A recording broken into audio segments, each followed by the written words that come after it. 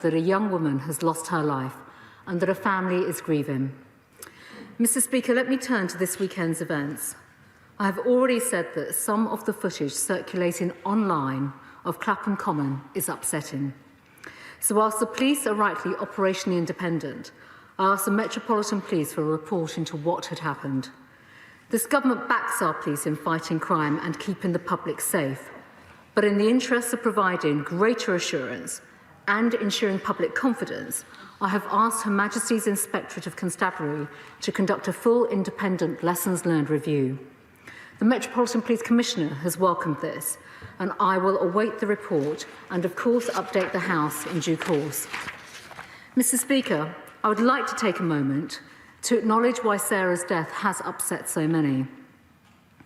My heartache and that of others can be summed up in just 5 words. She was just walking home. And while the specific circumstances of Sarah's disappearance are thankfully uncommon, what has happened has reminded women everywhere of the steps that we take each day without a second thought to keep ourselves safe. It has rightly ignited anger at the danger posed to women by predatory men, an anger I feel as strongly as anyone. And accounts shared online in the wake of Sarah's disappearance are so powerful because every single one of us can relate to them. Too many of us have walked home from school or work alone, only to hear footsteps uncomfortably close behind us. Too many of us have pretended to be on the phone to a friend to scare someone off. Too many of us have clutched our keys in our fists in case we need to defend ourselves. And that is not okay. Women and girls must feel safe whilst walking our streets. That is why we have continued to take action. Our landmark domestic abuse bill is on track to receive royal assent by the end of April, and this will transform our collective response to this abhorrent crime. This builds on other measures we have brought forward, including the controlling or coercive behaviour offence and the domestic violence disclosure scheme, known as Clare's Law, which enables individuals to ask the police whether their partner has a violent or abusive past. We have also introduced new preventative tools and powers to tackle crimes including stalking, female genital mutilation, and so-called upskirting. But we can never be complacent, which is why throughout the passage of the Domestic Abuse Bill, we have accepted amendments from honourable members from political parties across this House. The bill now includes new offences of non-fatal strangulation, outlaws threats to disclose intimate images, and extends the controlling or coercive behaviour offence to cover post-separation abuse. This is in addition to the bill's existing measures, which include a new statutory definition of domestic abuse that recognises the many forms abuse can take. That's psychological, physical, emotional, economic, sexual, and of course the impact of abuse on children, as well as the new rules to prevent victims having to go through the pain of being cross-examined by their abusers in family and in civil courts. We all know action is needed to improve the outcomes for rape cases, and we are currently developing robust actions as part of our end-to-end review of rape to reverse the declining outcomes in recent years. And Mr. Speaker, at the end of last year in December, I launched the first ever public survey of women and girls to hear their views on how we can better tackle these gendered crimes. On Friday, in the wake of the outpouring of grief, I reopened that survey. I can tell the House that as of 11 a.m. today, the Home Office has received 78,000 responses since 6 p.m. on Friday. That is completely unprecedented and considerably more than the 18,000 responses received over the entire 10-week period when the survey was previously open. I'm listening to women and girls up and down the country, and their views will help to shape a new strategy on tackling violence against women and girls, which I will bring forward to this House later this year. The Police, Crime, Sentencing and Courts Bill, which we will, Mr. Speaker, shortly be debating, will end the halfway release of those convicted for sexual offences such as rape.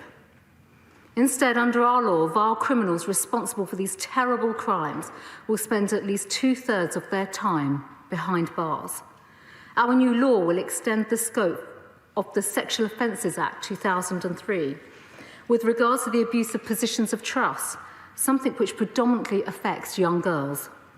And it will introduce case law, which will encourage the police to impose pre-charge bail with appropriate conditions where necessary and proportionate to do so, which we hope will provide reassurance and additional protection for alleged victims in high-harm cases like domestic abuse.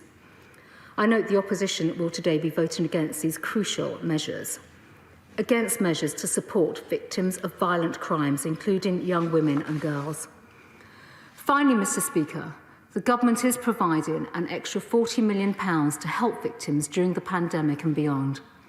And last month, we launched a new government advertising campaign, #ItStillMatters, to raise awareness of sexual violence services and ensure victims know where to get help.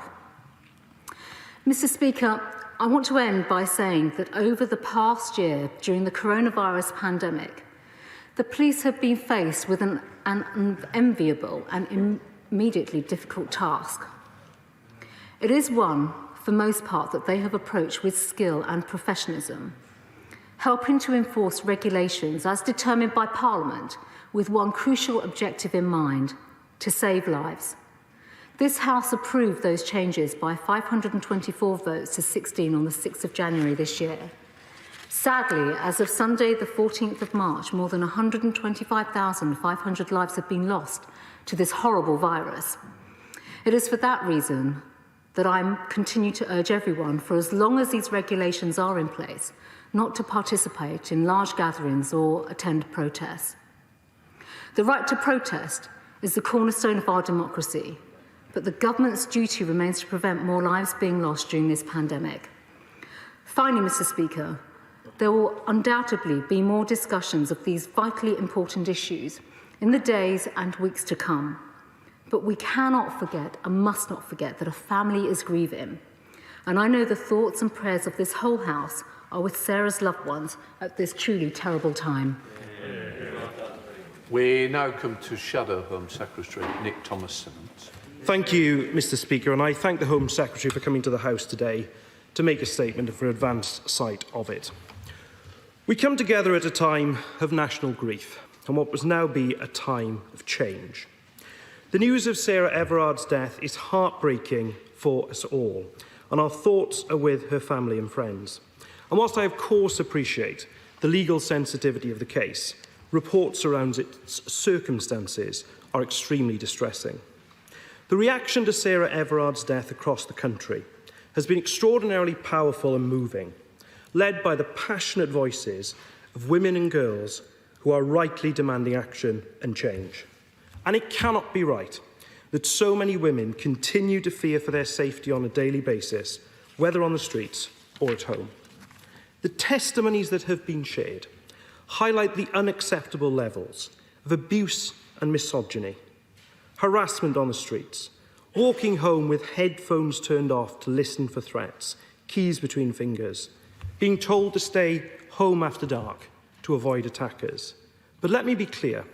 It is not women who should change their behaviour. It is men and wider society that needs to change. And at times like this, it is vital people are able to have their voices heard, of course in a way that is lawful and COVID secure. Yet this weekend in Clapham, things clearly went very wrong. And I share the anger about the policing and the scenes we saw. It's right that the Mayor of London has shown leadership by calling on Her Majesty's Inspectorate of Constabulary and the Independent Office for Police Conduct to investigate. The Home Secretary asked for a report from the Commissioner of the Metropolitan Police, and I hope she will publish it because transparency is so important. Can the Home Secretary also publish the minutes of the advanced meeting that were held on Friday, mentioned by the Policing Minister on the media this morning? And can she confirm what communication she personally had with the Metropolitan Police prior to the events on Saturday? And whilst the event was a vigil, not a protest, the scenes from Clapham should be a red warning light to the government that ministers should not be rushing through laws cracking down on protest. The truth is, Mr. Speaker, this government is failing to address violence against women and girls, and ministers even want to curtail their right to protest about it. It is a chronic failure from this government. And meetings and reopening surveys alone are nowhere near enough. And meetings, we understand, that the Women and Equalities Minister won't even be attending this evening.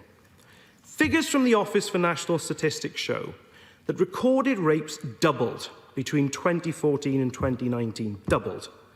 The Crime Survey for England and Wales showed that over 2 million people experienced domestic abuse in a year, yet only a tiny fraction are charged, and charging rates are falling. The justice system sends a perverse message that murdering someone at home, which predominantly means men killing women, is a lesser crime than killing someone in the street by handing out shorter sentences for domestic homicides. The 296-page bill we will consider later today contains the word memorial 8 times and fails to include the word women once. The government's message is they want to lock up people who damage the statues of slave traders for 10 years when rape sentences start at half that.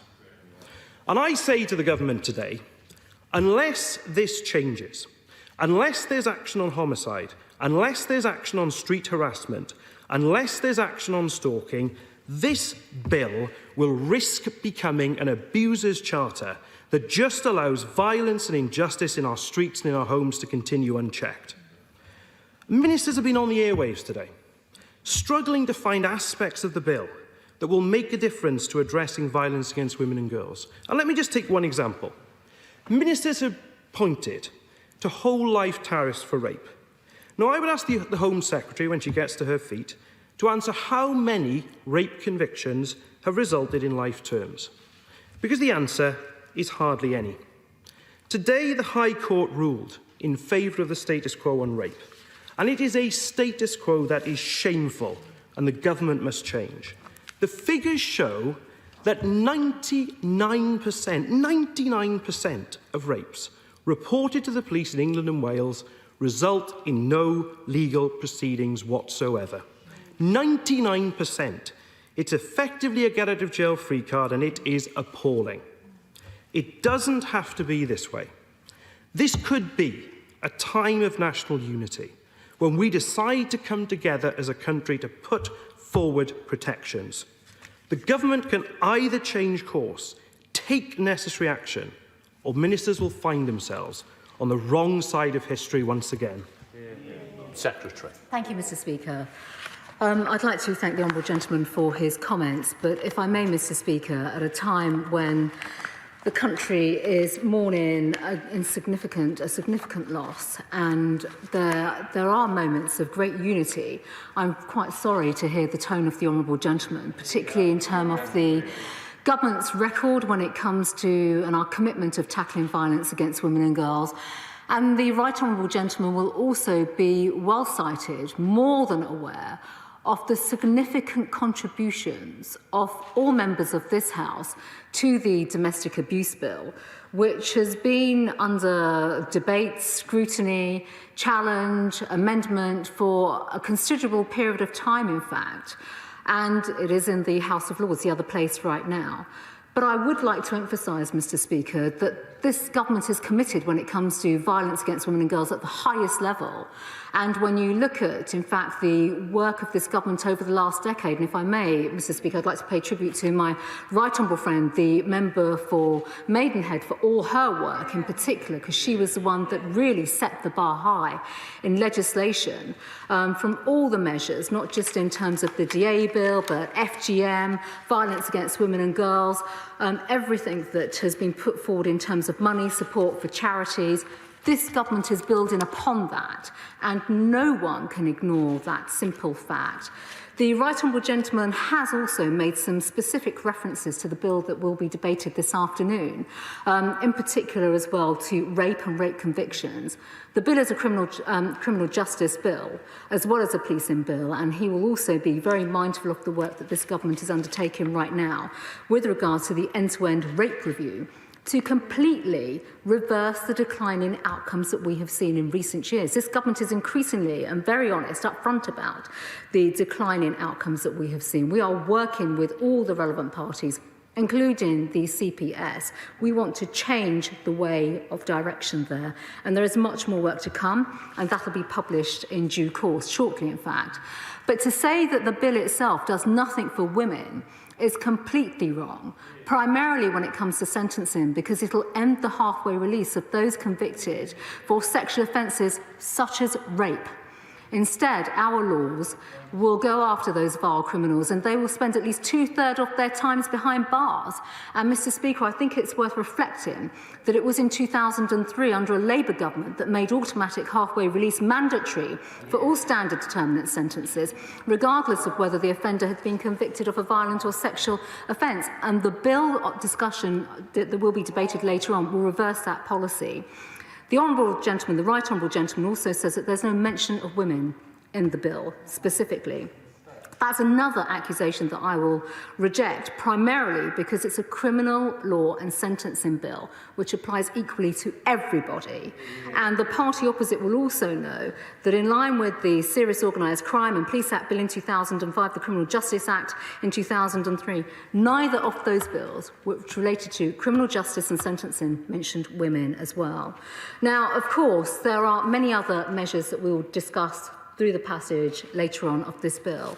But I do, Mr. Speaker, want to come back to the statement, the points that I have made in particular. It is right when it comes to the Metropolitan Police. I have had many discussions with them on Friday, over the weekend, with the Commissioner specifically, in relation to preparations and planning prior to Saturday evening. My comments are public, they're on the record in terms of what has happened, and quite frankly, the upsetting images that were out on Saturday evening. We have a review that's now being conducted by Her Majesty's Inspectorate of Constabulary. It is right that takes place. I also think, Mr. Speaker, no one should prejudge anything in terms of, conduct until we absolutely see what has happened in terms of that report. The police are rightly operationally independent. But I do just want to conclude by saying that, of course, all of us in this House, this isn't just about the government, all of us want to work to drive the right outcome so that women feel safe. Laws and legislation will absolutely do that. There's no question about that. But there is something also about behaviour and culture. That's culture across society, that's culture with men as well, and we should be upfront about that, never shy away from being honest and discussing that. But right now, I think this House should all have in their thoughts and in their prayer Sarah's families and friends at this particularly unbearable time. To Right Honourable Theresa May. Thank you, Mr. Speaker, and I thank my right honourable friend for her remarks. And she is right to remind us that behind the events of Saturday lies the tragic death of Sarah Everard, a bright young woman dearly loved by her family and friends. And I join my right honourable friend and other members of this House in saying that my thoughts and prayers are with Sarah's family and friends at this time. We want justice for Sarah. We also want women to be able to feel and be safe on our streets and in their homes. So does my right honourable friend agree that we must redouble our efforts to make sure that the government's excellent domestic abuse bill reaches the statute book as anticipated next month, but also recognise that legislation is not enough, and that if we are going to eradicate violence against women and girls, we need a change of attitudes, and that is about dealing with perpetrators, changing their behaviour, but also teaching young men and boys about respect for women and about what is or is not acceptable in a relationship. I would just like to very much pay tribute to my right honourable friend for her comments and her work and leadership, no question, around domestic abuse but violence against women and girls. And she's absolutely right in terms of the fact that The Domestic Abuse Bill is a landmark bill. It is a landmark piece of legislation that I think actually all honourable members of this House should feel proud of in the work that has come together across this House. But also, my right honourable friend is absolutely right in terms of the cultural and behavioural aspects that must be changed. And, you know, for all of us have to be conscious of that. You know, as a mother bringing up a young son, absolutely respecting women and girls and treating everyone fairly and rightly with equality and understanding that there are no barriers and demonstrating that respect to one another and, importantly, tolerance to one another as well is absolutely vital. There is so much more work to do. Legislation can only go so far. We can never, ever be complacent. But with that as well, as a government, and I think this Parliament, this House, across both houses, will absolutely share the determination and the desire to do so much more when it comes to protecting girls and women, but also in our strategies where we must all be united. This isn't about just saying, you know, there's a survey taking place. We must all contribute to that. And in fact, now the survey has been reopened, I very much hope that members of the party opposite will actually contribute to that to help us have a united and coherent approach, one voice approach, in fact, to how we can support and support women and girls, but prevent violence against women and girls too. Let's go to SNP spokesperson Angela Crawley. Angela. Thank you, Mr. Speaker. The murder of Sarah Everard has truly shocked and saddened us all.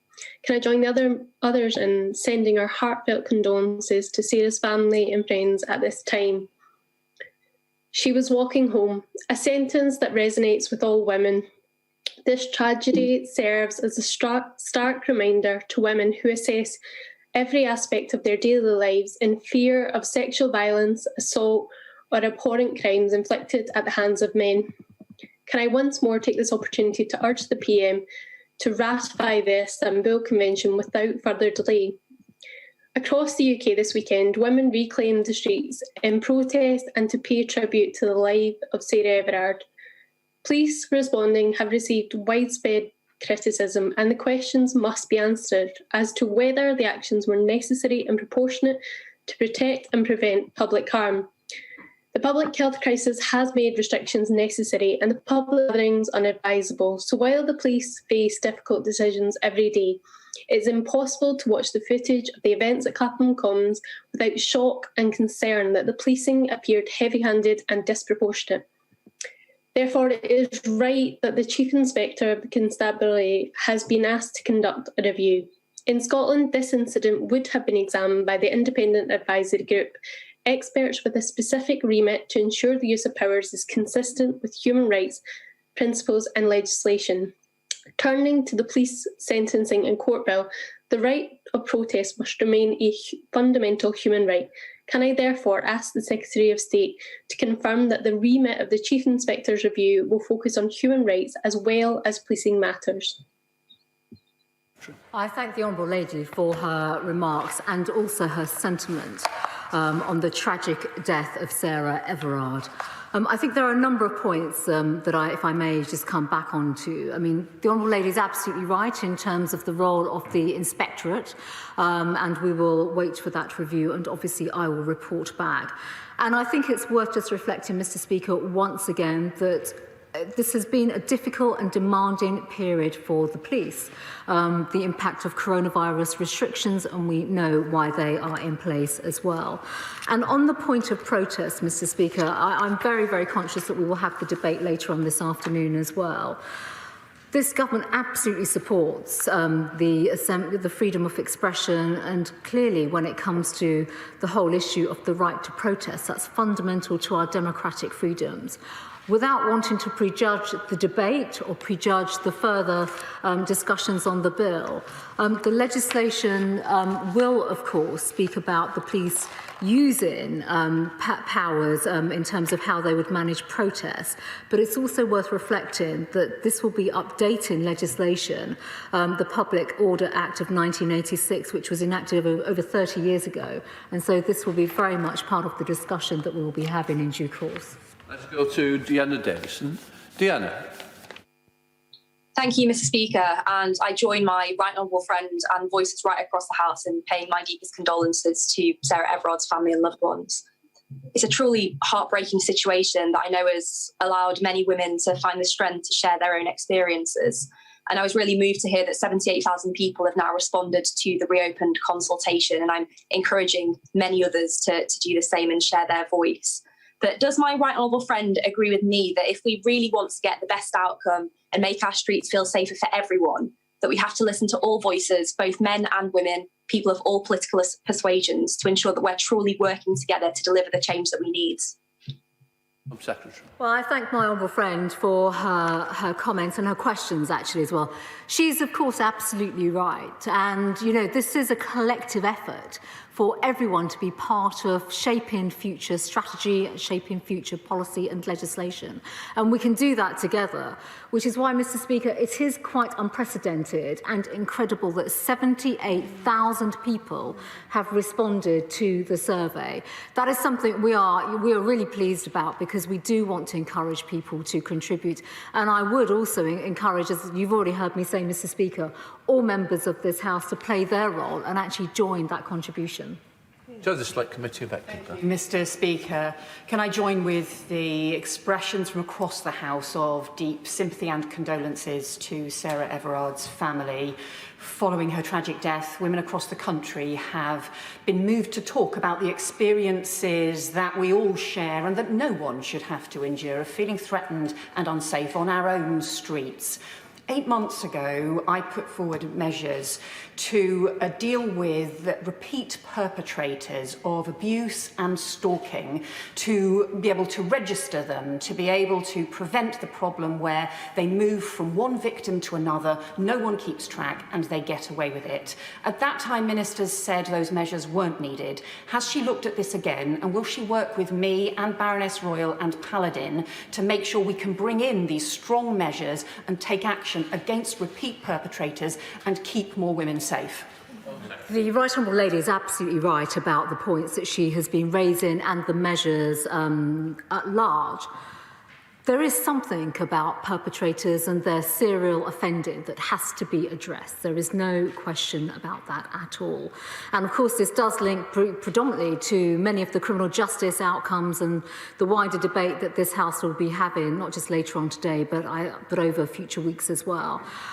I will be very candid. We will look at all measures, and rightly so. We should be doing everything possible to keep women safe, but actually keeping everyone safe. And the behaviour of serial perpetrators, serial offenders, is deeply corrosive, deeply damaging, and obviously with dreadful implications and consequences. So we'd be very happy to continue, not just to look at these measures, but I think it's fair to say right now, obviously with the violence against women and girls consultation that is underway, we will continue to engage with others and follow up on these points.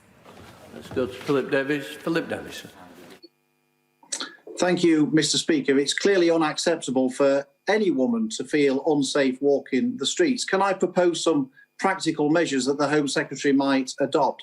Can she introduce a fund to roll out much more CCTV around the country, which will help to make our streets safer for people and bring evidence where there's a crime committed? Can she stop taking people off the DNA database? There are huge numbers of crimes, sexual assaults, rapes and murders, where there's DNA evidence available but no match. And the more people on the DNA database, the more chance of getting these people off our streets and rightly convicted. Can we increase the sentences for people convicted of sexual assaults and rapes? And can we stop the early release, the automatic early release of criminals who still are considered a threat to society? These measures would actually help make our streets safer for everyone. Thank you, Mr. Speaker. And I thank my honourable friend for his comments and his practical suggestions. We are doing a lot on CCTV, and we do have the Safer Streets Fund, which my honourable friend will be very, very aware of. And of course, he's raised a number of areas which I suspect if he were to join the Bill Committee of the Police, Crime, Sentencing and Courts Bill, he could absolutely contribute to and make those points there. Ribeiro Addy. Thank you, Mr. Speaker. And I'm join members in continuing to extend our thoughts and prayers to Sarah Everard's family. My constituents have reacted with justified anger to the Metropolitan Police's treatment of those in attendance at this weekend's vigil to commemorate Sarah and all women who lost their lives to gender-based violence. It's bitterly ironic that an event intended to highlight the issue of public safety for women was blocked on the grounds of public safety. What happened this weekend is a reminder of what happens when police try to completely bypass the views of the communities they serve. So does the Home Secretary recognise that the police's high-handed approach got the balance between public safety and the right to protest completely wrong? Does the Home Secretary agree that the police's heavy-handed treatment of female protesters was wrong? And will the Home Secretary now accept her policing, crime and sentencing and courts bill is ill-conceived? My constituents are very angry about what has happened and want to know what the government will do to reassure them that they will proactively address violence against women and girls and deep-seated forms of institutional discrimination in the UK police. Thank you, Mr. Speaker. Well, I understand the sentiment that the Honourable Lady is raising on behalf of her constituents and obviously recognise the constituency that she represents and the terrible, tragic events that have happened and taken place. All our thoughts are clearly with Sarah Everard and her family, and of course, the vigil that was planned, the police themselves, the Metropolitan Police, had been involved and spent a great deal of time with the organisers, and the Metropolitan Police have been very public about that. I'm not going to repeat my comments about seeking greater assurance and ensuring public confidence in policing, hence the reason why Her Majesty's Inspectorate are now conducting a full independent lessons learned review. I think that is absolutely appropriate. My comments about Saturday evening are on the record and well known. With regards to the police, crime, sentencing and courts bill, which the Honourable Lady has referred to, that is a manifesto bill that this government was elected on, and we will, of course, participate in second reading later on this afternoon. It is not ill-conceived at all. The British public voted for it. We live in a democracy, and this government will work to deliver on that. Let's go to Pauline Latham. Pauline.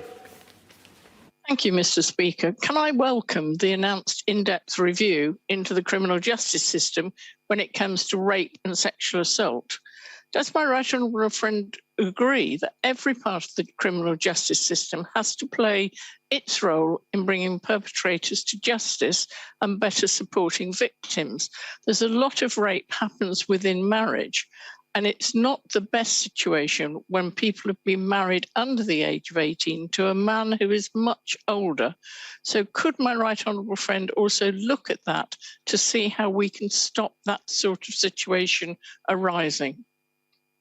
My friend is absolutely right, and I just would like to pay tribute to her for her work and campaigning on this particular issue. And of course, she's absolutely right that this is about the criminal justice system from an end-to-end perspective, so from policing right through not just to charging, but actually conviction as well. And that is effectively what the police bill is about, the police, crime, sentencing and courts bill, which is why it goes across two departments. But the rape review itself is fundamentally important because obviously the numbers have not been going in the right direction. We have to understand the lessons as to why charging decisions have been, how they are. Also the impact on witnesses and victims themselves, victims and the attrition that takes place when it comes to them even going to court. So there is a lot of work that's taking place in this area. I should also just mention in dispatches, the Prime Minister leads the Crime and Justice Task Force, where this is one of those fundamental issues, again, across government, not just Home Office, but across the MOJ, where we are bringing these core elements together with the DPP, working with the CPS, working with the AG. These issues are absolutely integral to the entire system. Let's go to Ed Davey. Ed Davey. Can I send my condolences and thoughts to the family and friends of Sarah Everard at this most difficult of times? Mr. Speaker, the scenes of women being forced to the ground, restrained and arrested simply for holding a peaceful vigil in memory of Sarah Everard and in condemnation of violence against women and girls were utterly disgraceful. Of course, the Met Commissioner Cressida Dick must resign, but can I ask the Home Secretary what personal responsibility she herself has for the terrible handling of this peaceful vigil? Did the Home Secretary speak to the Met Commissioner in the run-up to the vigil? If so, will she tell the House now what guidance and advice she gave the Met Police in advance of the vigil? Thank you, Mr. Speaker. The Honourable Gentleman is right in the sense that those scenes were distressing and upsetting. There is no question about that at all. And I've already spoken about the measures that are now in place in terms of getting assurance in the way in which the Metropolitan Police conducted, obviously, their operations. They are rightly operationally independent, and there is obviously now the lessons learned independent review taking place. I had been in touch with the Metropolitan Police Commissioner on Friday and throughout the weekend, and we have had extensive discussions in terms of planning, preparation for the vigil at the weekend. I should, however, Mr. Speaker, emphasise that on Friday there was legal action underway. So until that legal action had been determined, and of course the Metropolitan Police, the Commissioner and the Met Police themselves were engaging with the organisers of the vigil, there were various plans that the police were working on. I will be very clear, though. On Friday, my views were known, and they were based on the fact that people who wanted to pay tribute, obviously within the locality, bear in mind we are in a pandemic, we cannot forget that, we are in a health pandemic, that people who live locally, clearly who were either out, on a daily basis, passing through, laying flowers is absolutely the right thing to do, and we saw many people doing that. But of course, as I've said, those scenes on Saturday evening were upsetting. That is the reason why I asked for the Metropolitan Police Commissioner to provide a report on the event itself, what happened, and now why we have a lessons learned review into the operational effect and impact in terms of what happened. Let's go to Stephen Hammond. Priti Patel there giving evidence to the House of Commons following the scenes on Saturday evening at the vigil, following the death of Sarah Everard, the vigil taking place at Clapham Common. She's also been asked questions about the Police Crime Sentencing and Courts Bill. Nick Thomas-Symonds, the Shadow Home Secretary, saying that statues are mentioned in the bill 10 times, no mention of the word women. And Ed Davies reiterating his call for Cressida Dick to resign and asking questions about what the Home Secretary said to the Met Police Commissioner in the run-up to that vigil and what advice she gave. She reminded the Commons that we are in the middle of a pandemic. We're going to return to the Commons shortly, but we're just going to take a pause to bring you an update on some breaking news. And France, Germany and Italy have now joined the EU countries to suspend the rollout of the Oxford AstraZeneca COVID vaccine. The head of the Oxford Vaccine Group has reassured the public over its use following reports of serious blood clotting in 4 patients in Norway. The French President, Emmanuel Macron, has said the European watchdog will issue a ruling on the Oxford jab tomorrow. Our science correspondent Thomas Moore joins me now. That list of countries suspending the use of the vaccine for now getting longer. Thomas, what's happening? Well, it's around a dozen countries around the world that have suspended the vaccine or suspended certain batches of the vaccine. And it does all boil down to this link with blood clots. Now, there have been a number of people who have suffered blood clots, deep vein thromboses, and also clots in the lung after they've been vaccinated. And there have been some of those that have died. Now, what isn't clear, though, that these were actually caused by the vaccine, and that's why the European Medicines Agency is looking at the evidence. It does seem to be coming down to the statistics at the moment, and the EMA has said that so far, out of 5 million people to have had the vaccine across the continent, there have been 30 reports of blood clots. Now, in a population of that size, you'd expect 1 in 1,000 or around 100 a week developing a blood clot even without vaccination. So you can see why many experts will say, well, there just isn't any evidence that it is the vaccine that is causing this, that it could be many other reasons, other medical conditions that people would naturally have. And just because there is this temporal association with vaccination doesn't mean that the vaccine caused it. And certainly the World Health Organization is extremely concerned that there is a bit of a bandwagon now that countries are pausing their vaccinations, waiting to see what happens, when in fact people are dying from COVID every day. So this theoretical link is leading to people giving up on a vaccine which has a known beneficial effect. So the Prime Minister also in the UK has said that there's no evidence to be concerned about here in the UK, that the rollout here in the UK will continue, that every confidence in the safety and the effect of the AstraZeneca vaccine. Really, through protest as well, manage protests in the right way, and the police always engage with individuals and organisers.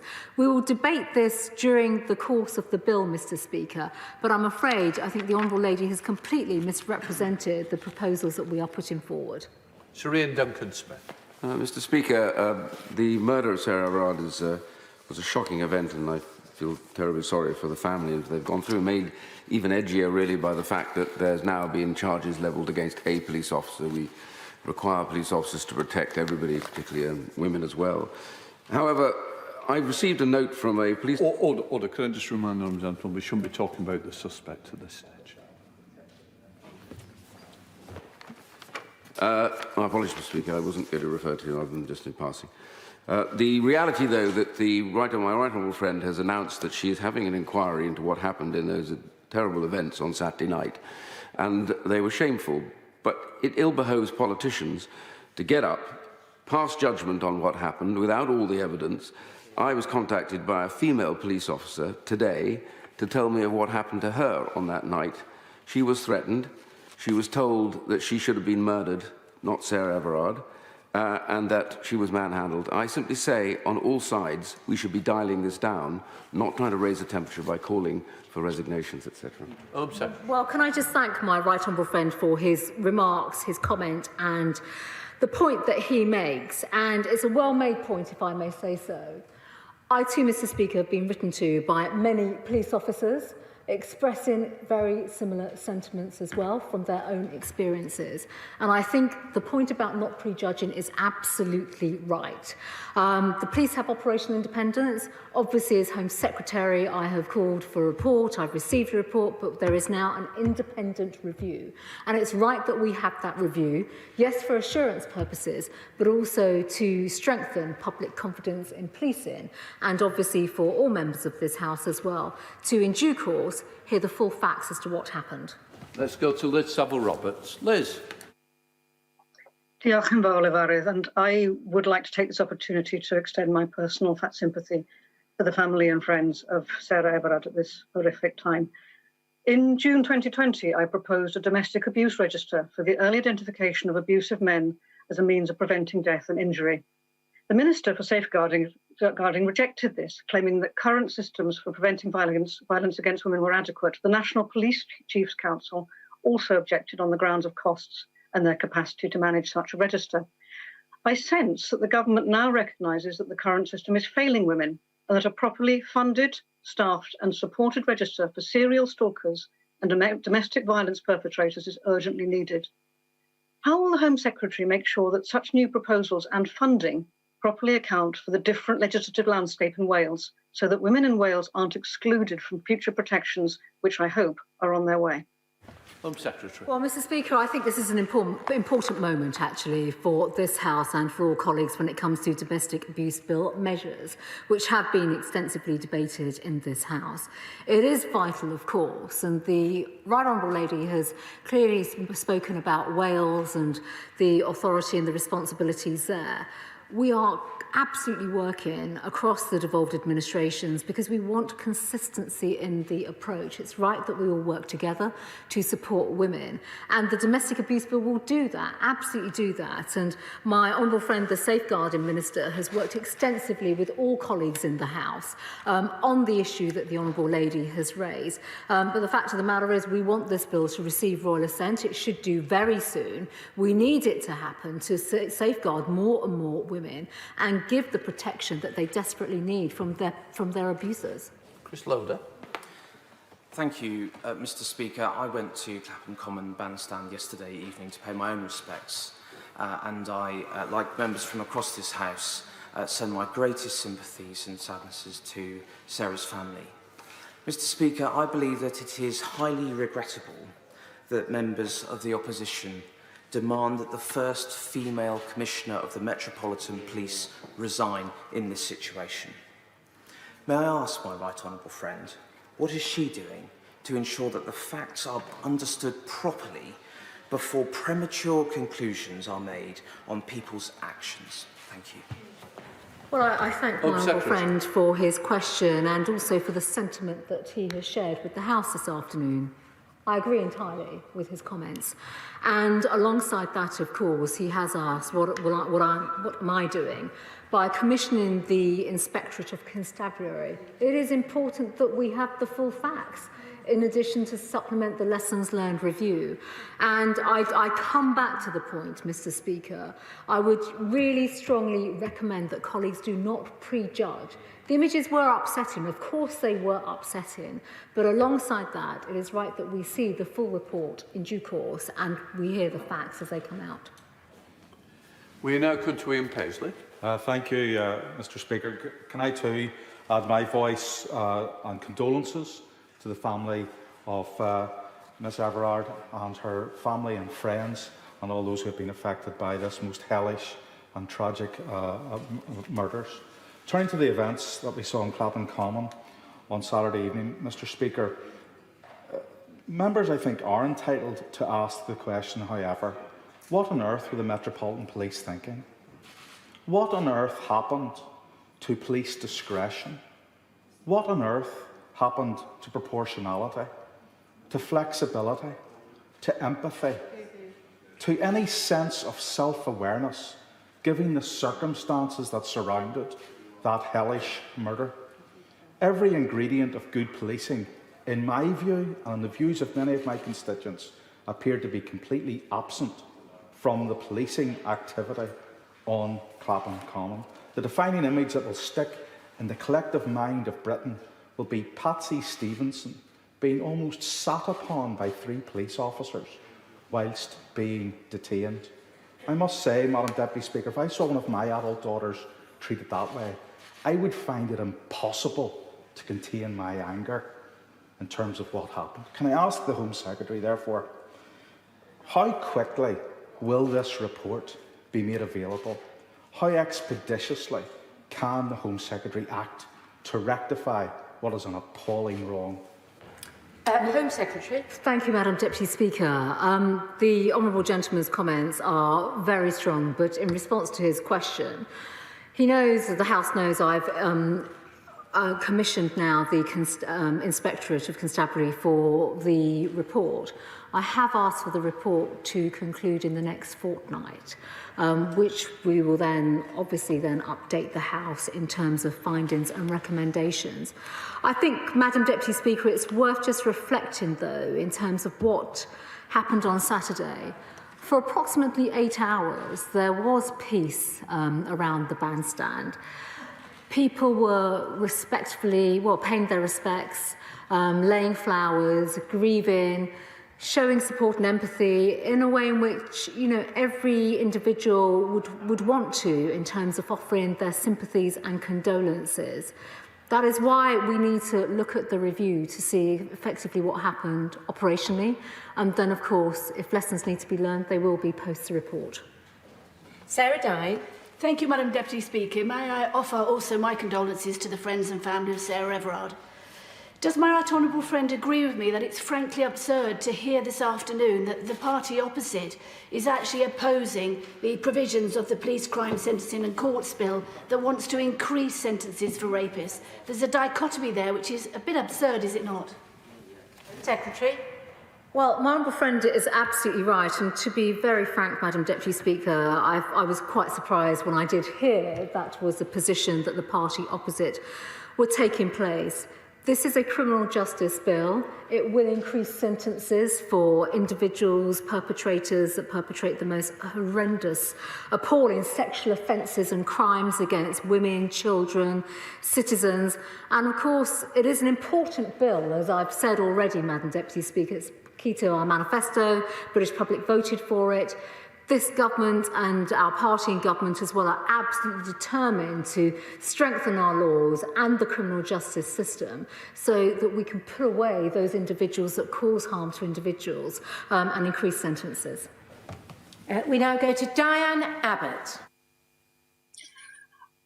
Our thoughts and prayers are with Sarah Everard family. And the Home Secretary will be aware that the whole nation was upset by the images of women who had come to a peaceful vigil about violence to women and who found themselves wrestled to the ground and handcuffed by police officers. Is the Home Secretary aware that the Metropolitan Police's statement, which sought to justify what happened on Saturday by talking about, and I quote, the overriding need to protect people's safety. But is she aware some people are puzzled with the idea that you can make people safe by manhandling them and handcuffing them?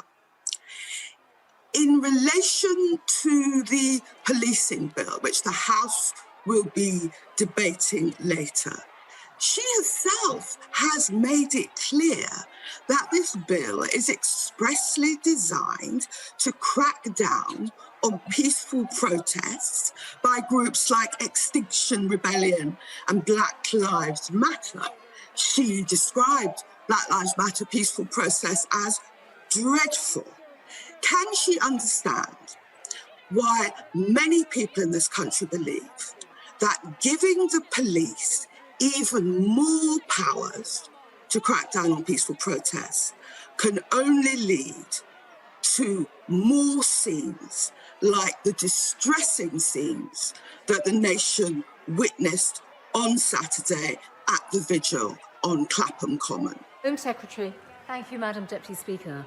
With respect to the Right Honourable Lady, with regards, first of all, to the events on Saturday evening, I would urge the Honourable Lady not to be so judgmental until we actually see the report that comes from the Inspector of Constabulary. The Honourable Lady, Right Honourable Lady, will have plenty of opportunity to discuss protest and police powers through the passage of the bill. But I would just like to say this. In recent years, we have seen a significant change in protest tactics, which have led to disruption, which have also led to violence and people's lives being endangered. So I look forward to the debates with the Honourable Lady on this particular point later on, but she's absolutely wrong in her characterisation of the measures that we are introducing. Before I call the next speaker, could I just say that I'm very keen to make sure we get everybody in this important statement. So if I could ask colleagues to be fairly brief with their questions and obviously the answers as well. So Graham Brady. I'll try my best, Madam Deputy Speaker. The Home Secretary has rightly said that the right to protest is a cornerstone of our democracy. But as she also said, this House on the 6th of January voted swingeing powers to control protests for the period of the coronavirus restrictions. Can I ask her to work with concerned members across the House to make sure that the legislation that we're about to pass protects that right of peaceful protest and only stops serious disruption? Well, my right honourable friend is absolutely right, and I thank him for his question. I will continue to always engage with colleagues, all colleagues, on this. It's a really important point.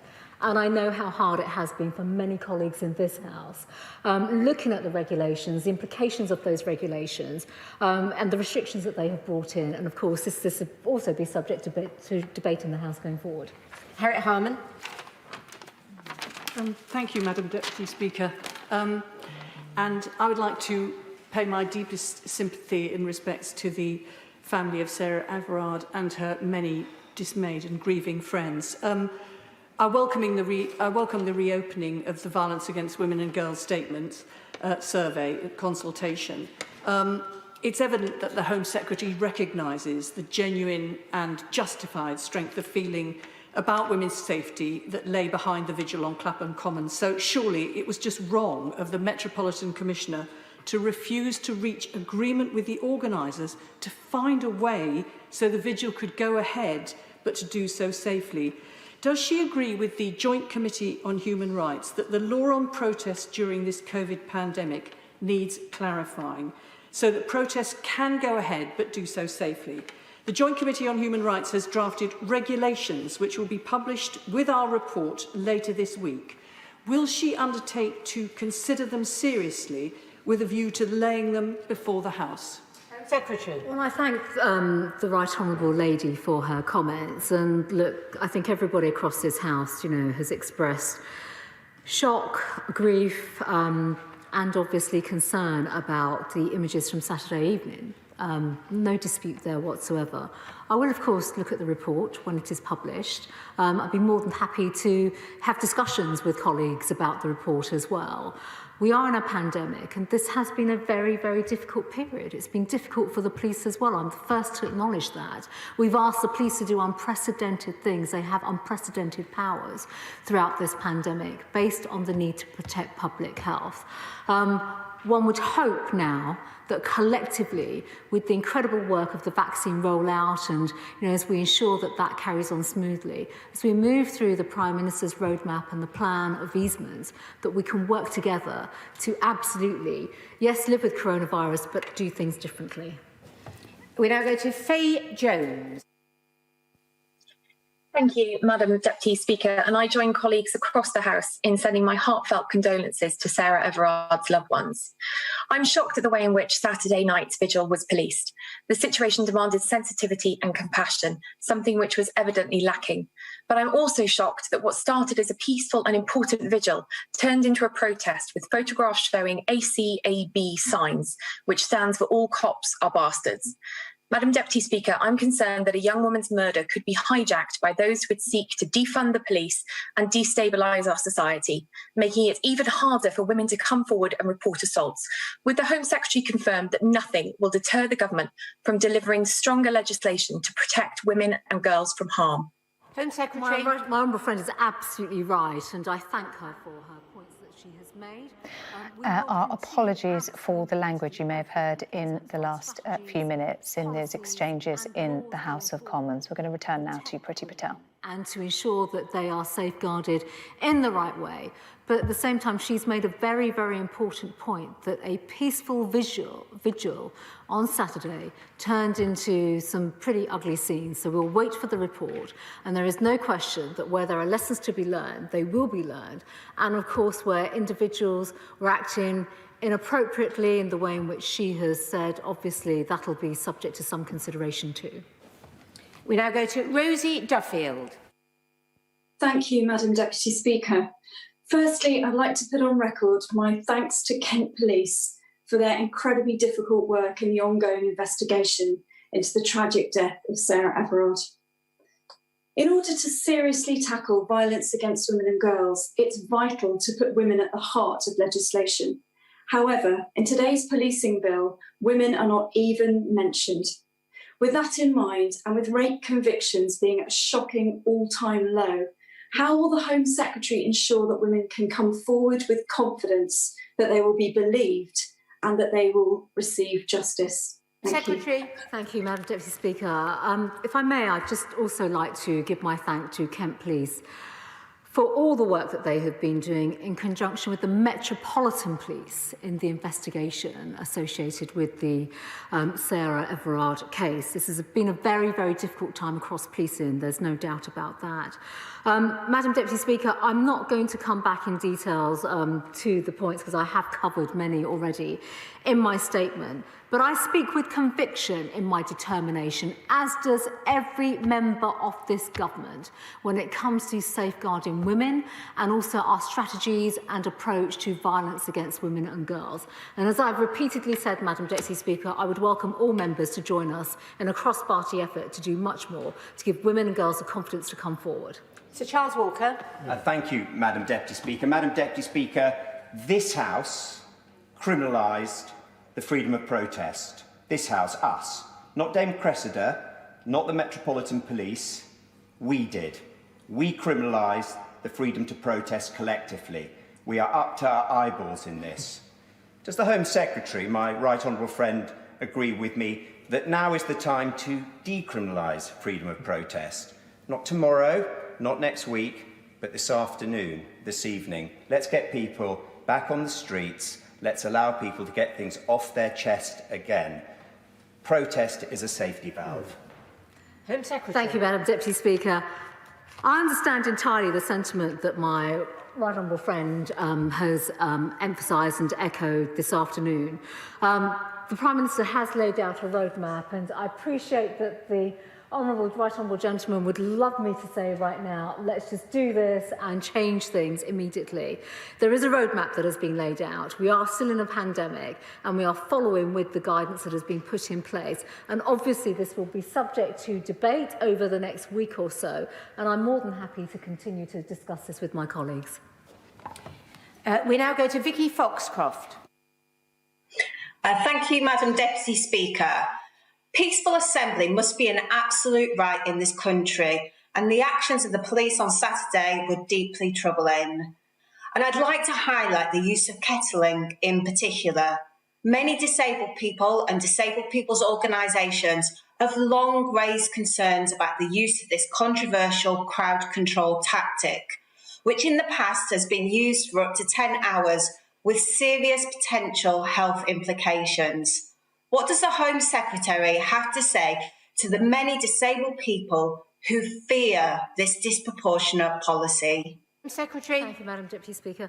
Madam Deputy Speaker, in response to the Honourable Lady's question around operational tactics, which obviously kettling is based upon a situation and a police assessment around a protest or an event that might take place. That is obviously something that the police themselves make a decision on and judgments on in terms of the tactics that they use as part of their operations.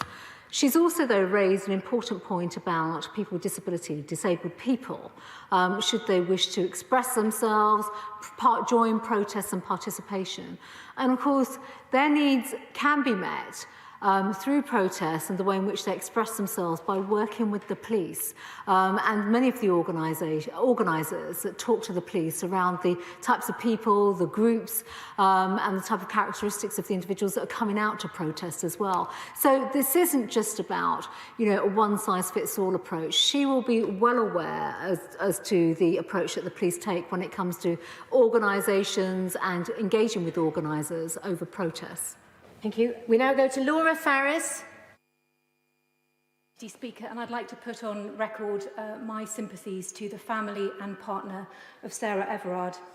I thank my right honourable friend for her statement. In the last few months, I've been working with Our Streets Now on the issue of public street harassment, vile and explicit language that is aimed at women with the purpose of degrading them, and they are often children, schoolgirls. I look forward to my right honourable friend's strategy later this year, but would she also consider, as part of that, bringing forward legislation that might address this issue? Well, my friend has raised an important point, and in fact, I've met many young girls, schoolgirls in fact, who are part of that campaign. We will consider all options as part of the VOG strategy. We now go to Alison Thewlis. Thank you, Madam Deputy Speaker. On Sunday, I shed a tear along with so many other women at the gates of Queen's Park, where ribbons and tributes had been left in memory of Sarah Everard, and for Moira Jones, who was raped and murdered there in 2008, and for all women who've experienced abuse at the hands of men.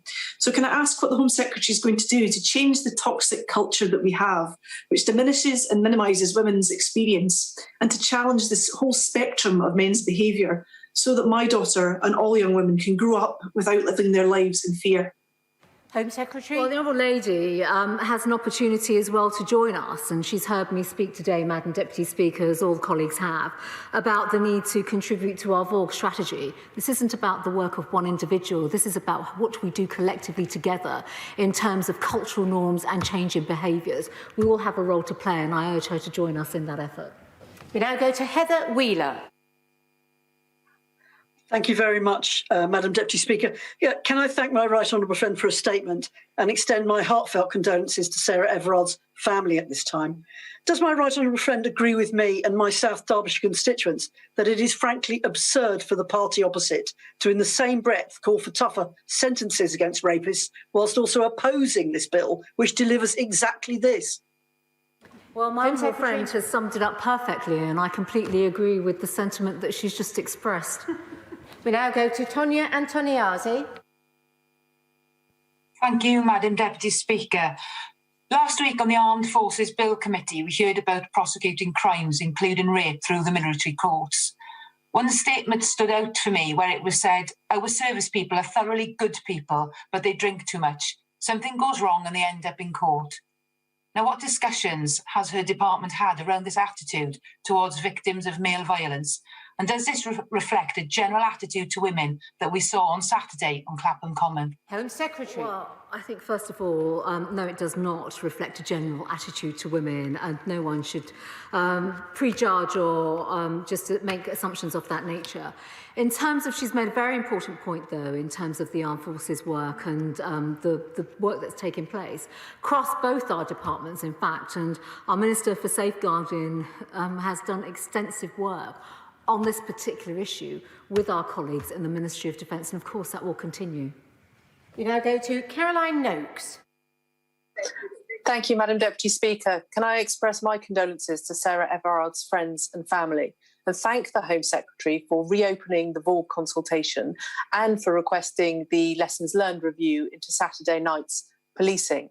She has shown that she is determined there will be action, not just words. 78,000 responses so far is absolutely enormous.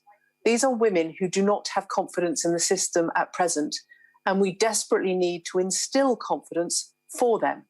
That will take an enormous effort in shifting cultures, in coming together and working collectively to make sure we achieve that aim. But can my right honourable friend assure me that those women are going to have their voices heard in the Justice Task Force, which looks suspiciously like an all-male room? Home Secretary. Thank you, Madam Deputy Speaker. I thank my right honourable friend for her points and obviously the importance and significance of the Vaughan consultation and the fact that that's been reopened. Let me give her assurance that the Crime and Justice Task Force is not a male show at all.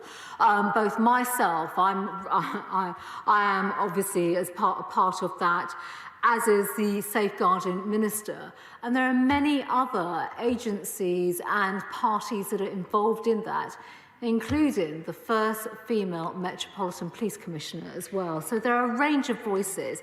And again, I would urge people from being too judgmental that all the work that takes place in government is just by men, because it is not. Again, just a reminder to colleagues that we do need to be quite brief in our questions if we're going to be able to get everybody in, which I do want to do. I'm sure the way will be led by Kim Johnson. Thank you, Madam Deputy Speaker. And I'd like to add my thoughts and condolences to the families of Sarah Everard, Bieber Henry and Nicole Smallman and all women who have died violently. Does the Home Secretary agree with me that if you're black, disabled or a trans woman, you are disproportionately more likely to be a victim of violence? This is not emphasised in the Crime Sentencing and Courts Bill. And what steps is she taking to rectify this? Thank you, Madam Deputy Speaker. Home Secretary. I thank the Honourable Lady. We want to prevent anyone from becoming a victim of crime. And it is not just our conviction, determination, but it should be our collective imperative to make sure that no one becomes a victim, and particularly anybody from the groups that she has just referred to. We now go to Maria Miller. Can I also send my deepest sympathy to the family and friends of Sarah Everard and echo comments made with regards to the events of Saturday evening, because nobody should have to feel threatened when on our streets. The best way to prevent violence against women and girls is to tackle the root causes of that violence. New government research has identified viewing pornography, particularly violent pornography, as an influential factor in harmful sexual behaviour towards women and girls. What will my right honourable friend be doing to reflect that finding in new government policy? Secretary. Well, my right honourable friend has in fact, made a very, very powerful and important point about the behavioural aspects and the links to pornography. And I know it's an issue that she herself has been focused on. I'd very much like to discuss this with her further as part of our work to protect women and girls from violence. We now go to Vera Hobhouse. Thank you, Madam Deputy Speaker. My heart goes out to Sarah Everard's family and friends during this horrific, horrific time. Madam Deputy Speaker, a year ago, on International Women's Day, I tabled a private member's bill making misogyny a hate crime. In light of the recent horrific events and the continuous failure to prevent women and girls from violence, will the government now commit to adopt my bill to end some of the injustices that continue against women? Home Secretary. Thank you, Madam Deputy Speaker. The Honourable Lady will know that the Law Commission is looking at this area, and in fact their consultation closed in December. So I absolutely will work with the House and report back on this whole area and continue to work with the Minister for Safeguarding on this issue. We now go to Suzanne Webb.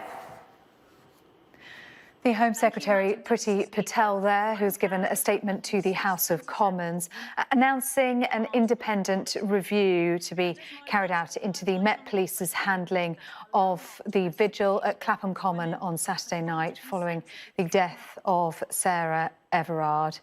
She reiterated the phrase that so many have said since the death of Sarah Everard, she was just walking home, and said that since reopening their consultation on violence against women and girls on Friday, there have been 78,000 responses. That is up from 18,000 over the 10-week period of the initial consultation. Such is the strength of feeling and the reaction to the death of Sarah Everard. Let's bring in our correspondent, Chief Political Correspondent John Craig, who was listening in to the exchanges. Many questions about the Metropolitan Police handling of this, also about the upcoming debate over the Police Crime Sentencing and Courts Bill, and some on the Tory backbenchers concerned about coronavirus regulations and the part they may have played, John.